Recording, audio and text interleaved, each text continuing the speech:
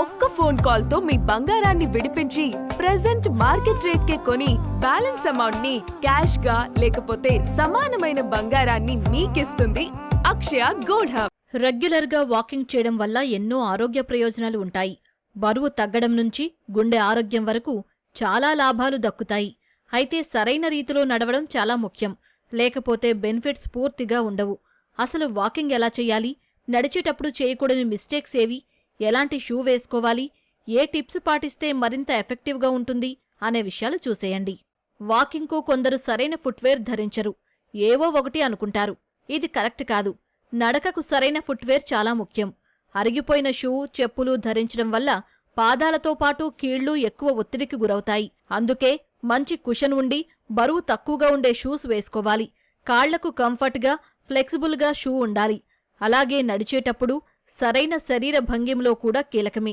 Walking చేసే సమయంలో ముందుకు వంగిపోవడం లేదంటే కిందకు చూడడం వంటివి చేయకూడదు. స్లోగా నడవటం వల్ల ఎక్కువ ప్రయోజనం ఉండదు. నిమిషానికి కనీసం 100 నుంచి 130 అడుగులైనా వేయగలిగితే ఎక్కువ లాభం ఉంటుంది. నడిచే సమయంలో తేలికపాటి స్ట్రెచ్చింగ్లు చేయడం మరీ మంచిది. చేసేటప్పుడు చేసే మిస్టేక్ ఏంటి అంటే బాగా ఎక్కువగా మాటలలో ఇండల్జ్ అవడం అండి. అంటే గ్రూప్ లాగా వాకింగ్కి వెళ్తున్నాము అని చెప్పేసి ఒక రీజన్ అదైతే ఉంటుంది తప్ప వెళ్తూ ఉన్నంతసేపు ఎక్కడో ఎవరో కలిస్తే వాళ్ళతో ఆగేసి చాటింగ్ చేస్తూ ఇలా టైం అంతా వేస్ట్ అయిపోతూ ఉంటుంది. లేదా ఫ్రెండ్స్ గ్రూప్తో మనం కనుక వెళ్ళినట్లయితే మాటలలోనే మనకి తెలియకుండా కొన్ని గంటల సమయం, అంటే 1 అవర్ వాకింగ్కి వెళ్ళి వచ్చాం అనుకుంటాం, కానీ అందులో నడిచింది 10 నిమిషాలు ఉంటూ ఉంటుంది. ఎవరితోనో కలిసిన వాళ్ళతో మాట్లాడుతూ ఇలా ఉండడం వల్ల. కాబట్టి ఇలా డైవర్ట్ అయిపోయి మన ప్రెషియస్ టైం వేస్ట్ అవ్వకుండా, అంటే ఎప్పుడో ఒకసారి మాట్లాడుతున్నాము, అది ఎంటర్టైనింగ్గా ఉంది అంటే పర్వాలేదు, కానీ వెళ్ళే ఉద్దేశం వాకింగే అయినప్పుడు 10 మినిట్స్ మాటలు మాట్లాడి మనం 15 మినిట్స్ వాకింగ్ చేసినట్లయితే మనం దీని నుంచి మంచి బెనిఫిట్స్ అనేది పొందొచ్చు. సో ఇది కూడా ఒక వాకింగ్ వల్ల మనకి తెలియకుండా జరిగే నష్టం అని మనం చెప్పుకోవచ్చు.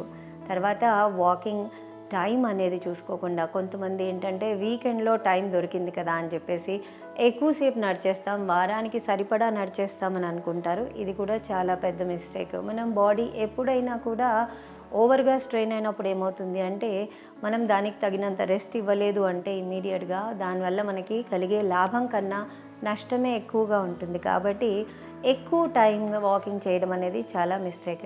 తర్వాత ఇంకొక విషయం ఏంటంటే కొందరు వెళ్ళి కంటిన్యూస్గా ఒకే స్పీడ్లో నడుస్తూ ఉంటారనమాట. ఇది కూడా మనకి అంతగా బెనిఫిట్ అనేది కలిగించదు. సో మన వాకింగ్ ఎలా ఉండాలి అంటే ఒక 3 మినిట్స్ మనం ఫాస్ట్గా నడిచినప్పుడు ఒక 3 మినిట్స్ స్లో డౌన్ అవ్వాలి. దీనివల్ల ఏమవుతుందంటే మన బాడీలో మెటబాలిక్ యాక్టివిటీ అనేది బాగా ఇంక్రీజ్ అవుతుంది. ఎప్పుడో ఒకసారి వాకింగ్ చేయడం వల్ల పెద్దగా ఫలితం ఉండదు. ప్రతిరోజూ లేకపోతే కనీసం వారంలో 5 రోజులైనా చెయ్యాలి. కనీసం 30 నిమిషాల పాటైనా నడిచేలా చూసుకోవడం ముఖ్యం.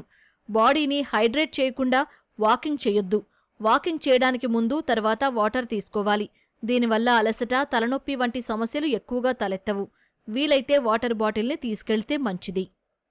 వాక్ చేసేటప్పుడు మనము కొంత పొట్టని లోపలికి లాగి గనక వాక్ చేసినట్లయితే డెఫినెట్గా ఇది మన కోర్ మజిల్స్ మీద కూడా ఇంపాక్ట్ చూపిస్తుంది. చాలామంది అంటారు వాకింగ్ చేస్తూ ఉన్నామండి మాకు పొట్ట ఏం తగ్గట్లేదు.